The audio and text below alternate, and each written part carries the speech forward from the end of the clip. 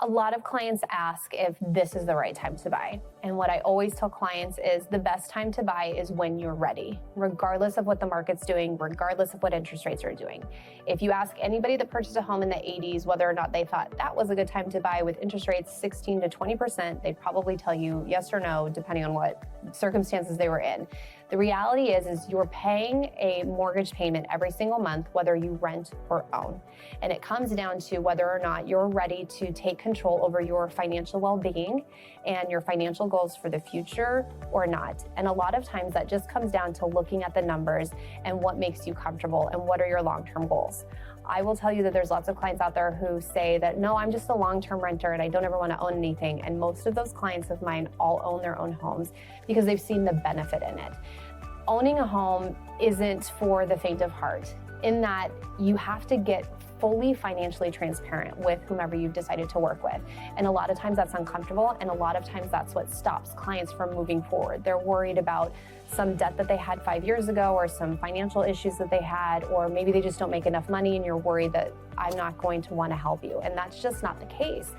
If you want to buy a home, I can show you how to do it. And there's no such thing as a small loan. Whether you buy a $150,000 condo or a $1.5 million compound, that's entirely up to you. My goal and my job is to help you get there and help you make the best financial decisions for whatever your long-term goals are. If you want to start collecting real estate and become a landlord and rent properties out, or you want to own a mountain home in the Grand Lake and be able to vacation there with your friends or family, or build a log cabin in the middle of nowhere.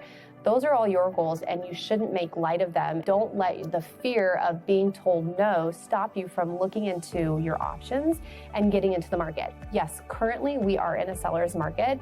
There is a lack of inventory, but interest rates are starting to go up. So even if that house starts to drop in value and we start to see just a little bit slowing of appreciation of homes, those rates are going to go up. Payment may not really change. So it's important to look at what are rates today and what can I buy, and then what could potentially rates go up to in a year with regular property appreciation. That way you know kind of what the cost of waiting might look like, and also taking into consideration all of the tax benefits that you will start to enjoy once you own a home, and what kind of repercussions that might create for you into the future, what kind of payment savings that might create, and what kind of financial well-being that's going to create for you and your family for the long terms.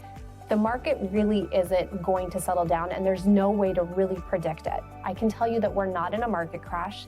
The crash in 07 and 08 was due in large part to bad practices in the financial industry, people getting into loans that they shouldn't have been in, interest-only loans, not putting any money down, things like that. We're not doing that now, and all of those kind of loan programs that were there are completely out the window, and they're not loan programs you should be participating in anyways. We're in the process of working through different financial literacy experiences for clients so that they can really make the best decision for them for today and for into the future.